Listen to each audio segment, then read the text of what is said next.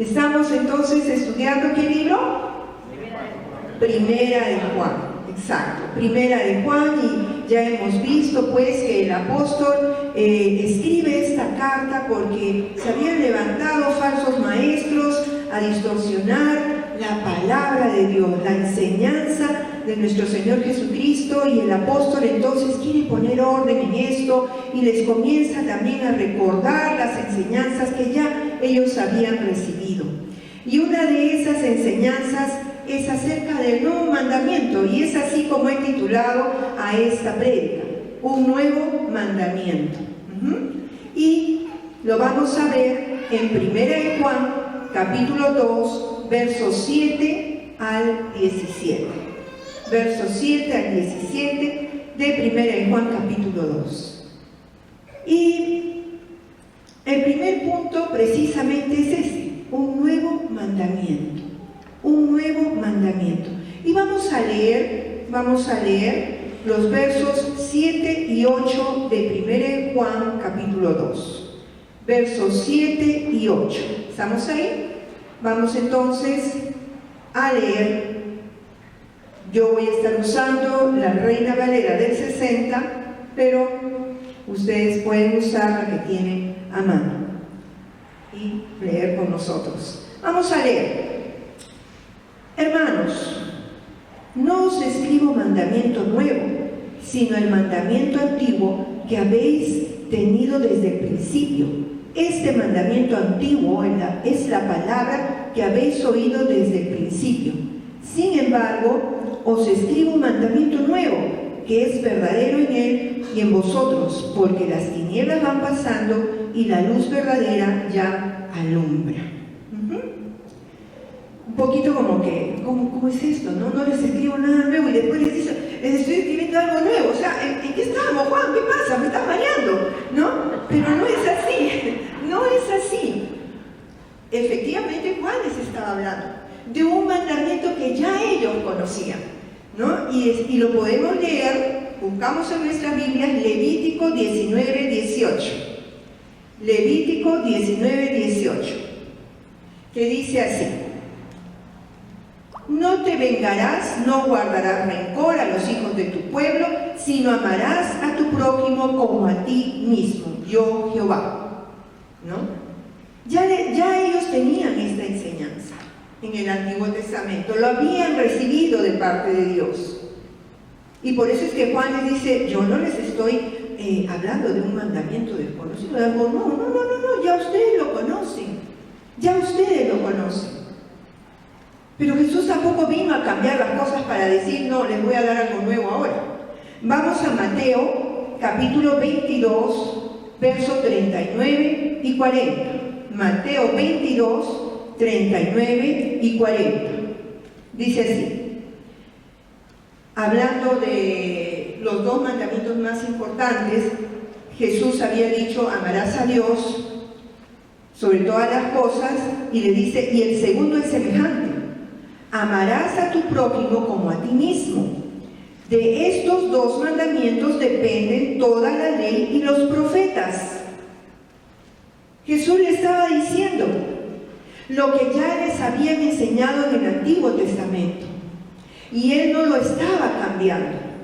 Por el contrario, les estaba diciendo, miren, si ustedes aman a su prójimo, van a cumplir todos los mandamientos, todo lo que los profetas están enseñando. Y es más, Jesús también va a decir en Juan capítulo 13, versos 34 y 35, Juan, el Evangelio de Juan 13, 34 y 35, va a decir así: un mandamiento nuevo os doy, que os améis unos a otros como yo os he amado, que también os améis unos a otros. En esto conocerán todos que sois mis discípulos, si tuviereis amor los unos con los otros. Entonces acá vemos que el Señor Jesús no estaba cambiando el Antiguo Testamento, estaba diciéndole, sí, eso está desde antes, ustedes ya lo conocían, pero ¿saben qué? Ahora es nuevo. ¿Y por qué es nuevo? Porque Él lo cumplía de manera profunda y verdadera. Jesús cumplió a cabalidad este mandato. La prueba es que dio su vida por nosotros, como dice la palabra, en que Cristo muestra su amor, Dios muestra su amor por nosotros, en que aún siendo pecadores, aún habiéndole ofendido, Cristo murió por nosotros. Miren qué tal amor, que habiendo vivido de espaldas a Él, sin embargo le entrega a su Hijo para morir por nosotros. Y Jesús estuvo acá y sufrió lo indecible. Nadie hubiera aguantado tanta ofensa por amor a otro, pero Él lo hizo, porque Él vino a cumplir ese mandamiento en forma profunda. Lo cumplió. Y desde aquel momento en que Jesús estuvo aquí entre nosotros, murió por nosotros, resucitó al tercer día. Entonces dice por eso la palabra que hemos leído en 1 Juan capítulo 2, que las tinieblas van pasando. El mundo estaba en tinieblas desde que el hombre pecó, en tinieblas. Pero una vez que viene Jesús, la luz vino a este mundo. Esa luz, Jesús, que ahora también nos ayuda a nosotros a vivir ese nuevo mandamiento. Esa luz, las tinieblas van pasando y la luz de Cristo está acá. Y cada vez que nosotros compartimos a otra persona el Evangelio de Jesucristo y esa persona recibe a Jesús, la luz de Jesús sigue corriendo. Porque irá a otro hogar, a otro lugar. Jesús vino a cumplir ese mandamiento. Y ese nuevo mandamiento, entonces, por eso es que se dice es nuevo, habiendo sido enseñado desde antes, porque antes no lo podían cumplir. No lo podían cumplir. Si no, veamos cuando Jesús habló de que no se podían divorciar, ¿no? Y que salvo por adulterio, fornicación. ¿Y qué cosa le dijeron? No, entonces así no se puede, pues si dijeron que sí se podía divorciar, decían, ¿no? Y Jesús, ¿qué les dice? Sí, se podía divorciar por la dureza de sus corazones. Pero ahora no es así. ¿Por qué no era así? Porque ahora Jesús viene a ayudarnos a cumplir ese nuevo mandamiento de amar a nuestro prójimo, que es la pregunta que hoy día tendríamos que hacernos. ¿Estoy viviendo el nuevo mandamiento? ¿Estoy viviendo el nuevo mandamiento? ¿Realmente estoy amando a mi hermano, a mi prójimo? Pero no solamente Juan habla de ese nuevo mandamiento así nomás, sino que también habla del fruto del nuevo mandamiento. Es decir, lo que cada persona va a producir en su vida cuando vive ese nuevo mandamiento. Y vamos a leer 1 Juan capítulo 2, versos 9 al 11. ¿Qué dice? 1 Juan 2, 9 y 11. Dice: el que dice que está en luz y aborrece a su hermano, está todavía en tinieblas. El que ama a su hermano permanece en la luz y en él no hay tropiezo. Pero el que aborrece a su hermano está en tinieblas y anda en tinieblas y no sabe a dónde va, porque las tinieblas le han cegado los ojos. Una señal, una prueba de que una persona está en Cristo, que es la luz, es decir, ha recibido a Jesús. Una prueba de que hemos recibido a Jesús como Señor y Salvador de nuestra vida es que amamos a nuestro hermano, es que amamos al prójimo, lo amamos. Esta es la prueba de que tenemos a Jesús, la luz en nuestras vidas. Amamos a nuestro prójimo, estamos cumpliendo el mandamiento, porque si estamos cumpliendo el mandamiento, entonces no vamos a envidiarle a nuestro hermano, no vamos a codiciar sus cosas, no vamos a hablar mal de él o de ella, no vamos a tener resentimientos contra nuestro hermano, contra nuestro prójimo. ¿Cómo estamos? Por eso es que Jesús dijo: que en este mandamiento nuevo se cumplen todos los mandamientos, toda la ley y los profetas. ¿Por qué? Porque si yo amo a mi hermano, no voy a infringir la ley de Dios, porque siempre que le infringo a alguien estoy ofendiendo, a alguien estoy dañando. Y como consecuencia de estar en la luz, es decir, de tener esa comunión con Jesús, dice que no hay tropiezo en esa persona. Es decir, no tropieza, está fuerte, está firme, ni hace tropezar a otro con una conducta mala. Eso no quiere decir de que no vamos a pecar, porque ya hemos aprendido también de que sí pecamos. Y también ya en las predicas hemos escuchado que una cosa es pecar y otra cosa es vivir en el pecado. ¿Lo recuerdan? Vivir en el pecado es: yo peco como si nada, no me importa, no me duele, dile que no estoy, me resiento con Periquito, me peleo con Teresita, es decir, y me da igual, yo estoy bien. Total, eso es vivir en el pecado.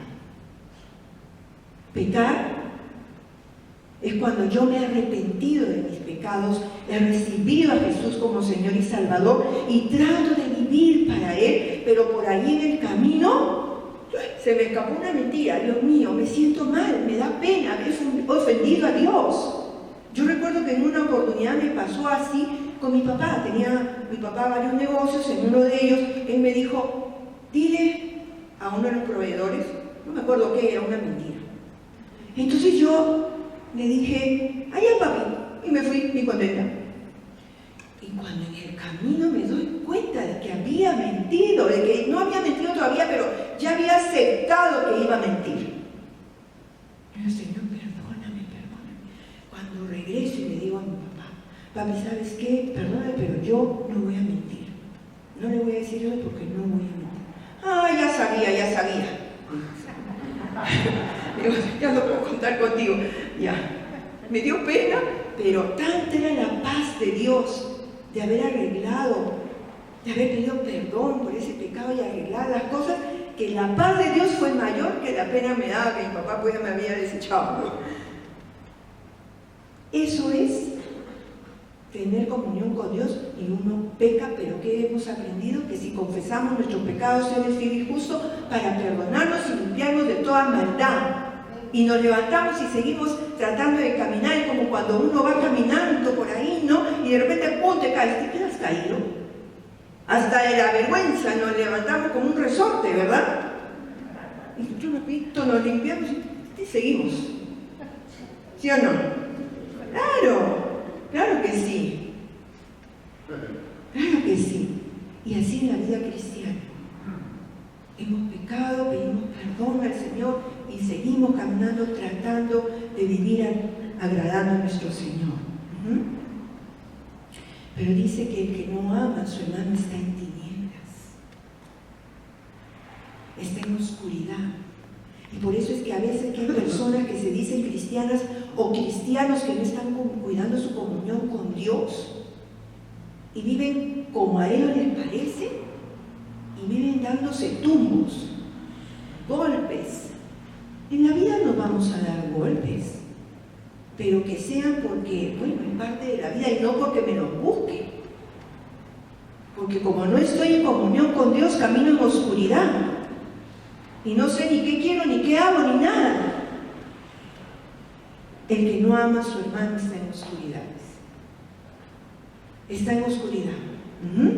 Entonces, ¿qué fruto estamos dando? ¿Realmente estamos dando el fruto de una persona que tiene a Jesús en su corazón y ama a su hermano, a su prójimo? Un nuevo mandamiento. Un nuevo mandamiento. Y el segundo punto es: tú puedes vivirlo. Tú puedes vivirlo. Vivir el nuevo mandamiento es vivir todos los mandamientos del Señor. Es vivir los mandamientos de Dios.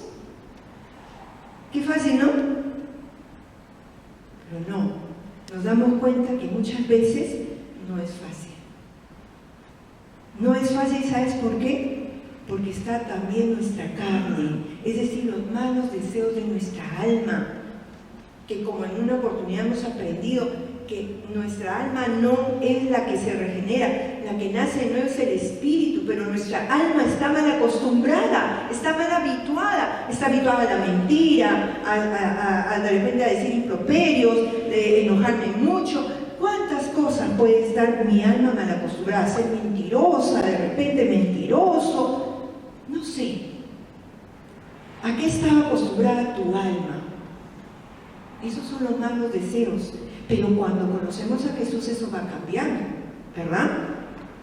En unos así, en otros un poquito más despacio, pero todos esforzándonos, ¿sí? Todos esforzándonos. Y bueno, vivir el nuevo mandamiento, entonces nos damos cuenta de que no es tan fácil. No es tan fácil. Y vamos a leer ahora el verso 12 y 14 de 1 Juan capítulo 2, para que veamos que sí podemos, como hemos visto el segundo punto. Tú puedes vivirlo, tú puedes vivir, yo puedo vivir, todos podemos vivir el nuevo mandamiento. Y vamos a leer, por favor, verso 12 al 14 de 1 Juan capítulo 2.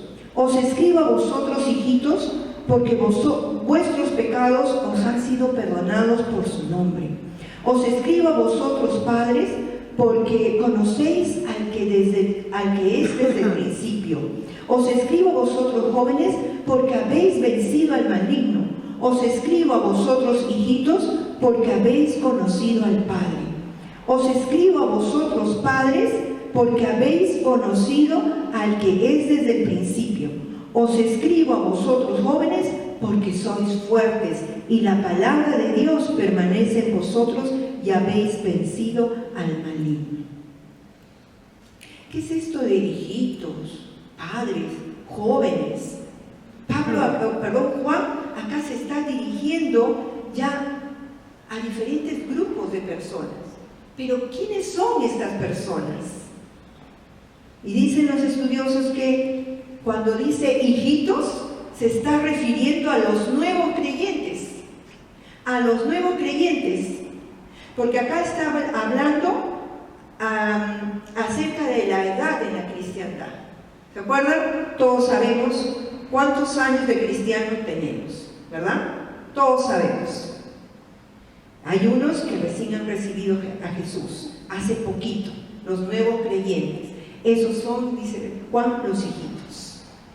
Cuando dice los jóvenes, son estos creyentes que ya tienen unos años y siguen comprometidos con el Señor, esforzándose ahí con el Señor, siguen adelante, avanzando. Esos son los jóvenes. Y cuando dice padres, está hablando de los ya cristianos adultos, que ya tienen bastantes añitos en el Señor, bastantes añitos, bastantes añitos, ¿no? Y lo que hace acá Juan es recordarles cómo ellos vencieron las pruebas, porque esta iglesia había pasado por problemas muy duros. Los falsos maestros se habían metido por ahí y habían distorsionado la doctrina de Jesucristo, pero se mantuvieron firmes. Y Juan comienza a recordarles cómo es que vencieron ese temporal y que nos puede ayudar a nosotros en nuestros temporales. Y primero entonces les dice, sus pecados les son perdonados y ahora conocen que Dios es su Padre. Eso es lo primero que les va a ayudar a vencer, que nos va a ayudar a vencer. Eso se lo dice a los hijitos, a los nuevos creyentes. Les dice, sus pecados les son perdonados y ahora conocen que Dios es su Padre. ¿Cuántos recuerdan cuando recibieron a Jesús? Amén. Amén. Aún cuando sean muchos años, siempre nos acordamos. Amén. Ese día en que recibimos a Jesús. Yo recuerdo que cuando recibí a Jesús sentí que me habían quitado un peso tan grande que lloré a mares. Mi consejera no me pudo decir nada. Solamente me abrazaba, Jesús te ama, y yo lloro y lloro. Después tenía una felicidad tan grande. Cuando llegué a casa, mi mamita creía que me había ido a otra iglesia, ¿no? Entonces, cuando yo llegué, me acuerdo de esa noche en la casa, me dijo, uy, te ha buscado fulanita para ir a la iglesia. Ay, me salí rapidito, me fui. Y cuando regresé, mi mamá se dio cuenta de que no había ido a la iglesia que ella pensaba que había ido. Uy, me dijo, pero hasta de, como dicen, hasta de qué me iba a morir, ¿no? Pero yo estaba tan alegre, tan contenta. La paz que yo tenía era tan inmensa que parecía que me habían forrado bien con un montón de colchones y no me llegaba nada. Nada. Qué hermoso cuando uno recibe a Jesús, ¿verdad? Y por otro lado te das cuenta de que Dios no está lejos. Es tu Padre, está contigo. Eso te va a ayudar a pasar tus pruebas. Saber que te han perdonado, que Dios, que es el único que puede perdonar, te ha perdonado. Nunca más se acordará de tus pecados, dice, nunca. Y que es tu papá, tu papito. Ahora le puedes decir papito. Yo recuerdo también que unos días antes de recibir a Jesús en mi corazón, fui a una procesión. Y yo tenía muchos problemas. Ahí. Y yo recuerdo que miraba de lejos esa imagen y yo decía, ¿por qué no me escuchas? Dios, ¿por qué no me escuchas? Y mi lágrima me salía. Porque en mi juventud, que en esa época yo era muy joven, ya mi vida estaba destrozada. Y yo decía, ¿por qué no me escuchas? ¿Por qué no me escuchas?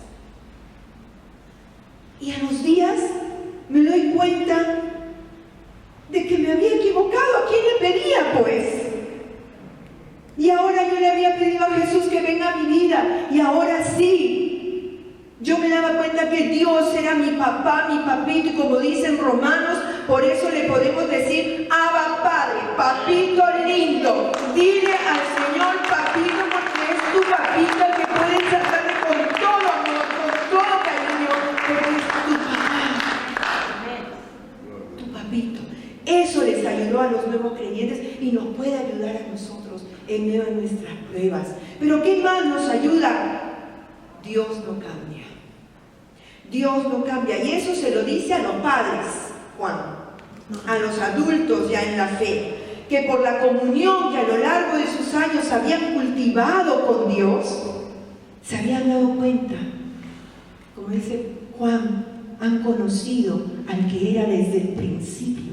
Es decir, mira, han pasado tantos años y ese Dios que conociste un día no ha cambiado ni cambiará nunca, porque la palabra de Dios dice que Dios no cambia, que es el mismo ahora, hoy y siempre. ¿Y cómo te ayudó? ¿Cómo te ha ayudado Dios?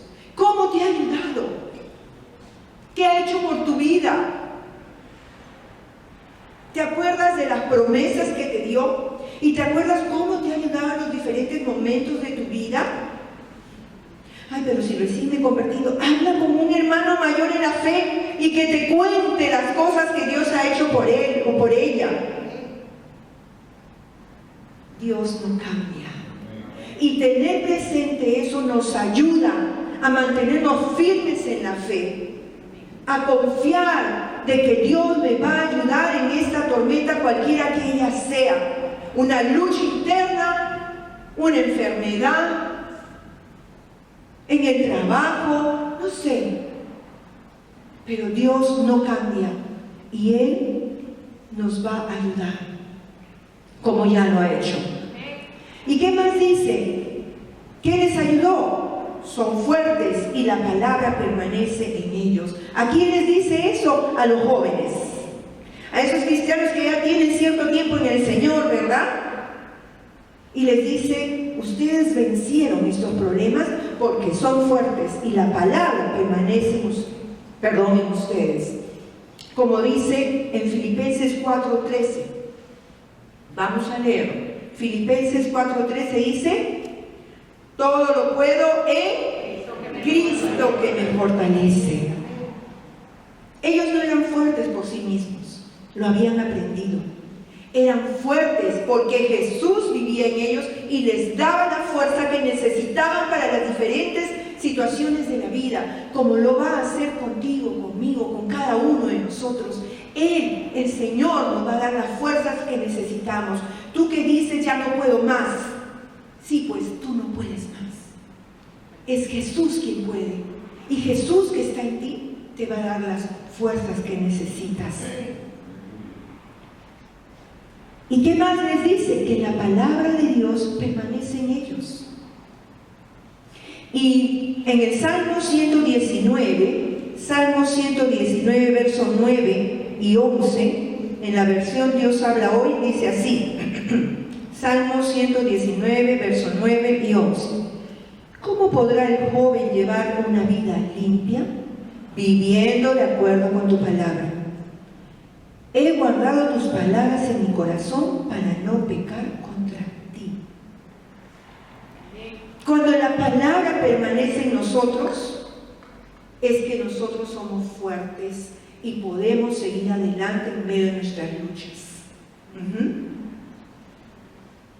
Por eso es tan importante leer la palabra, meditar, memorizarla.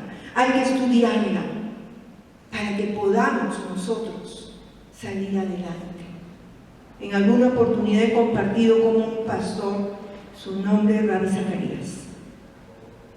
Él contaba que cuando era niño iba a la escuela dominical y la maestra les hacía repetir el Salmo 23 todos los domingos. Ya estaba hasta aquí del Salmo 23, dice. Cansado estaba. Bueno, pasaron los años, se casó y cuando estaba pues ya casado, no recuerdo si fue la luna de miel o qué viaje fue, pero estaba con su esposa. Tenían por lo menos poco tiempo de casados. Y dice que la esposa se pone muy mal y tuvo que llevarla a emergencias. Y dice que mientras que él esperaba que la atendieran los doctores, estaba ahí esperando afuera y le vino el Espíritu Santo, le recordó algo.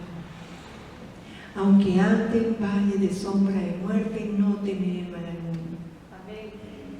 La palabra que de niño ya le había cansado, pero que una maestra fiel le hacía repetir y lo memorizaba, y entonces en el momento oportuno el Señor se la recuerda. Por eso es tan importante que estudiemos la palabra de Dios, que la memoricemos, que la meditemos, porque eso, y la vivamos, la vivamos, entonces eso nos sostiene, nos hace fuertes para el temporal que nos toque vivir, porque el Señor lo dijo, en el mundo van a tener aflicciones, pero también dijo, no se preocupe, no tengan miedo, porque yo he vencido al mundo. Él pudo salir adelante en medio de toda aflicción y ahora vive en nosotros, vive en ti y te va a dar las fuerzas. Amén. Amén. Bien, pero entonces el apóstol les habla así, ¿no? A los nuevos creyentes, a los medianitos, a los adultos en la fe, y les continúa diciendo, les comienza a hablar, les sigue diciendo cómo vencer al enemigo de sus almas, a Satanás, que es el que quiere sacarnos del camino. Él le dice en 1 Juan 2, verso 15 al 17. 1 Juan 2, verso 15 al 17. Dice, no améis al mundo ni las cosas que están en el mundo. Si alguno ama al mundo, el amor del Padre no está en él. Porque todo lo que hay en el mundo, los deseos de la carne, los deseos de los ojos y la vanagloria de la vida, no proviene del Padre, sino del mundo. Y el mundo pasa y sus deseos, pero el que hace la voluntad de Dios permanece para siempre. Así pues Juan les comienza a decir qué es lo que no tienen que hacer. ¿Y qué cosa era lo que no tenían que hacer? Amar al mundo. Él les dice, no amen al mundo, no lo amen. El mundo, es decir, este sistema de vida, el sistema de vida de esta época, ¿no?, que Satanás está promoviendo y que existe independiente a Dios. ¿No nos damos cuenta? No solo es que se trate de placeres malos, inmorales, pecaminosos, sino que es un espíritu indiferente, rebelde a Dios. Este espíritu que se mete y se filtra en todas partes, en las filosofías, en las artes, en la educación, por todas partes está este espíritu de rebeldía, de indiferencia contra Dios. Por eso es tan importante que nosotros conozcamos la palabra de Dios, porque vivimos en este mundo. Estamos acá, pero no somos de este mundo, somos de Dios. Nuestra patria está en otro lugar, en el cielo, en la vida eterna. Y por eso es que nosotros tenemos que aprender la palabra para discernir entre lo bueno y lo malo, porque el enemigo nos va a querer hacer ver las cosas como que sí, está bien, no hay problema. Y mientras tanto nos estamos por quemar. Y Juan comienza a detallarles este asunto del mundo y les dice los deseos de la carne, que incluyen los deseos impuros y el correr tras los placeres pecaminosos y las satisfacciones sensuales. Como dice en Gálatas 5, vamos a leer Gálatas 5, 19 al 21. Gálatas 5, 19 al 21, y dice así: y manifiestas son las obras de la carne, que son adulterio, fornicación, inmundicia, lascivia, idolatría, hechicería, enemistades, pleitos, celos, iras, contiendas, disensiones, herejías, envidias, homicidios, borracheras, orgías y cosas semejantes a estas, acerca de las cuales os amonesto, como ya lo he dicho antes, que los que practican tales cosas no heredarán el reino de Dios. Esos son los deseos de la carne. Todas estas cosas que hemos visto acá. ¿Cómo estamos nosotros? ¿Andamos en Cristo? De repente ya no estamos en cosas groseras. Pero ¿cómo estamos? ¿Hay enemistades en nuestros corazones? ¿Cómo estamos? Si nosotros queremos poder vivir el nuevo mandamiento, tenemos que cuidarnos de no amar el mundo con los deseos de la carne. Pero ¿qué más les dice acerca del mundo? Los deseos de los ojos, que se refiere a la codicia o al apetito sensual por las cosas atractivas a la vista, pero prohibidas por Dios. Incluso al deseo de observar lo que da un placer pecaminoso, como la pornografía, la violencia, la impiedad, la inmoralidad, que muchas veces ya sabemos que es así, se filtra en el teatro, en la televisión, en las revistas, etc. Y no que esté mal, no que yo no pueda ver televisión, pero ¿qué vemos? ¿Qué estamos viendo? ¿Qué tipo de revistas? Eso tenemos que cuidarnos. Como dice 1 Corintios 10, 6, vamos a leerlo. 1 Corintios 10, 6 dice: mas estas cosas sucedieron como ejemplos para nosotros, para que no codiciemos cosas malas como ellos codiciaron. El pueblo de Israel, que vivía rebelándose contra Moisés y se rebelaba así contra Dios, y pensaba en las cosas que habían dejado en Egipto, y que hemos dejado esto y el otro, y la carne y el no sé qué, codiciando lo que habían dejado, se olvidaban de que habían sido esclavos y terminaron hasta idolatrando Y dice que eso se ha quedado para enseñanza nuestra, para que no codiciemos cosas malas.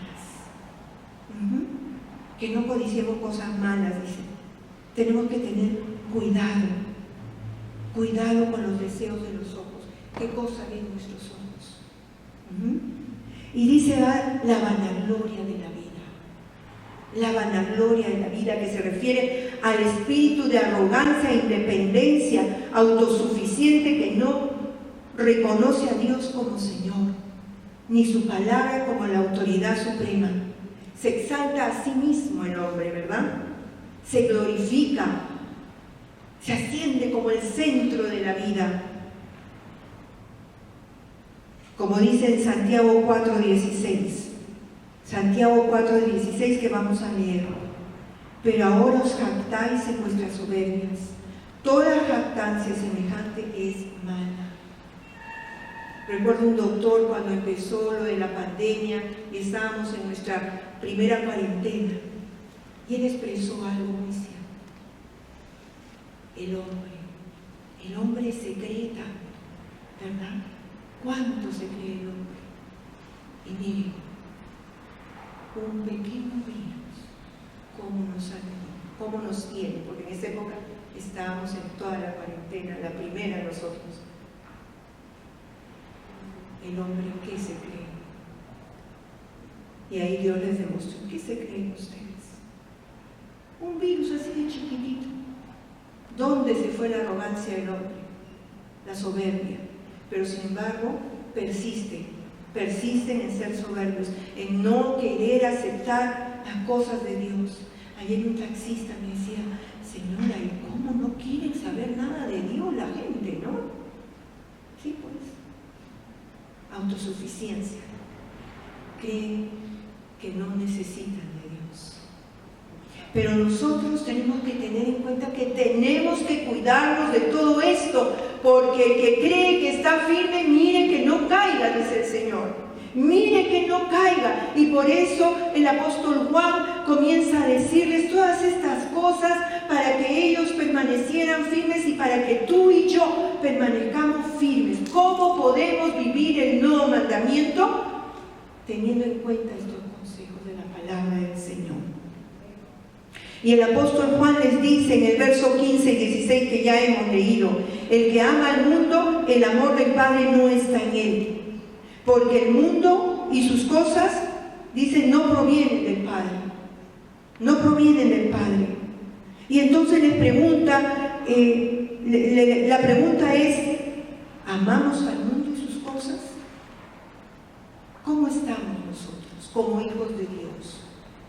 ¿Amando las cosas de Dios o amando las cosas del mundo? Y finalmente Él les dice, el mundo pasa y sus deseos, como diciéndoles, amados, no amen este mundo con sus cosas, porque este mundo no va a pasar. Es decir, este mundo se va a ir al infierno con Satanás. Por eso es que no podemos amar este mundo, porque dice que el que ama el mundo no va a pasar, o mucho pasar, se va a ir al infierno, pues. Se va a ir al infierno, no permanece. Pero en cambio dice, el que hace la voluntad de Dios permanecerá para siempre. Es decir, se va a ir con Jesús. Es decir, se va a la vida eterna.